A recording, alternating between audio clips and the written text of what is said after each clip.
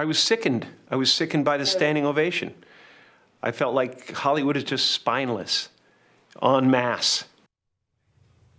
Amen. Actor Jim Carrey there speaking some truth about Will Smith's assault on Chris Rock at the Oscars. But surprisingly, assault that has split Hollywood, and others are actually defending Smith. Nicki Minaj, Alec Baldwin, Tiffany Haddish, and even Fox's newest talent, Piers Morgan. They are all claiming Smith was right to attack the comedian because Rock told a joke about his wife's alopecia. Now there have been plenty of excuses for Smith's action, but not many people have defended the Oscars, who let Smith stay after the crime and even handed him the Best Actor award and allowed him to give a speech seen by the entire world. Only in Hollywood, but leave it to the View's Whoopi Goldberg to defend the Oscars, because if they would have enforced the law, well, that would have been racist. The reason they didn't go and take him out is because that would have been another 15, 20-minute explanation of why we're taking the black man out 5 seconds before they're about to decide whether he's won an Oscar or not. Can't make this up. Well, joining us now is longtime advisor to former President Trump and a very good friend of the show, Bruce LeVell. Hey, Bruce, welcome back. Hey. Okay. It's good to laugh. It is good to laugh. We need that a little more often these days. You know, it's funny. It seems like everybody, has a really strong opinion on this attack, right? And one that really struck me was NBA legend Kareem Abdul-Jabbar. He put it this way. He said, quote, "With a single petulant blow, he advocated violence, he diminished women, insulted the entertainment industry, and perpetuated stereotypes about the black community." Bruce, what's your take? Well, listen, my take, I'm gonna date myself, because I've been to a Richard Pryor concert. I've been to a Red Fox concert. I have been to a lot of, concerts where, the comedians, Lavelle Crawford and Bruce, they talk about you. I mean, you go to, that's what they do. They always, but listen, did anyone even ask Chris Rock if he knew Jada was going through this disease called alopecia? Did anyone know? Listen, I grew up, I'm dating myself. Mercy, I know you were too young. Jen, y'all were babies in 1997. But listen, G.I. Jane, G.I. Jane was tough, man. I mean, he was making a, G.I. Jane was like, she was going to be a Navy SEAL. So I was like, where's this going? And then he gets up, he goes up there, he don't like it, he slaps this man, and I'm like, and then they was like, well, he's got to come back up. He's like, what? Don't you say nothing. Everybody's like, okay, Will, you can have the award. Come on, just don't, really, this was crazy.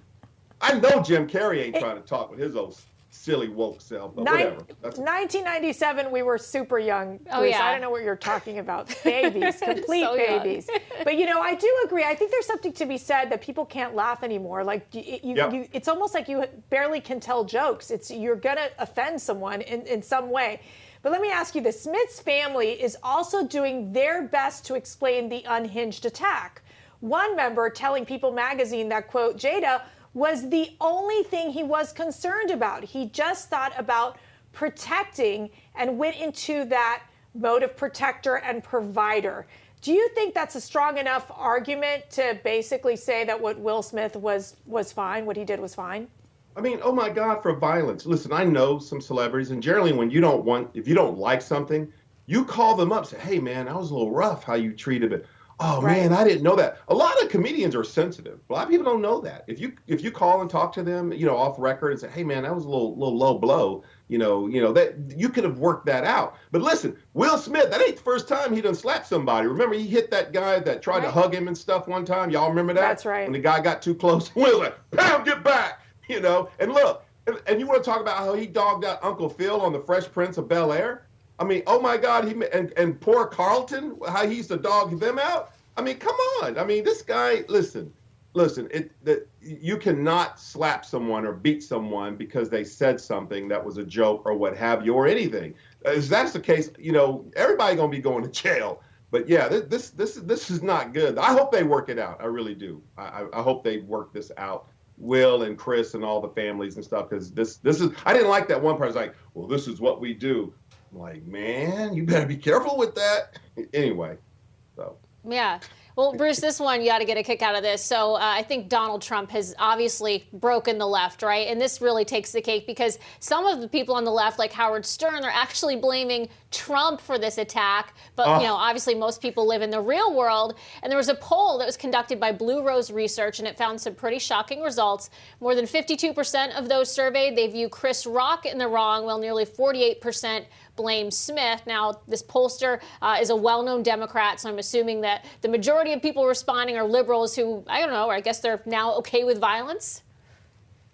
You know, it's so funny how everything that goes on ain't got nothing to do with Donald Trump. They always figure out a way. Hey, Mr. Trump, come on over here and join some of this over here. They always try to find a way to put, well, 50% of the people who like this type of food, Trump, and this, you know, it's like, where's this going? At the end of the day, a grown man gets assaulted on national TV.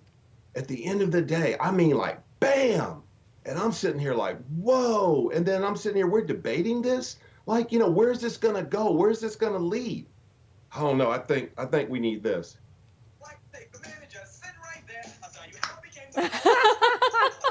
Those are good moves. I think we do. Bruce. I was excited. I think thought we you should were, do that too. We should do you know? this little Yeah, dancing. I gotta tell you, you know what? You know, after he slapped I think Chris, this is the only primetime show that's got a dance breaking out. We This need is the great. music. We need the music, Kelly. Pull the music. Yeah, bring can we the get some music, in. guys? No, I guess not. But so you know can I we just got say something, Bruce? He did that. He's like, you know, you're moving to your auntie and your uncle in Bel Air for hitting. It was a good show.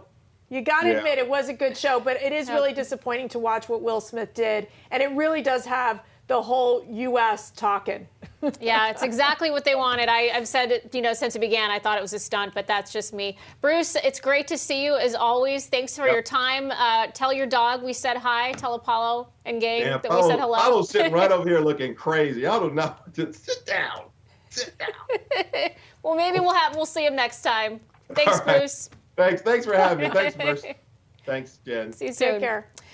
Well, a committee in Atlanta, in Bruce's hometown, might have discovered the best way to reduce crime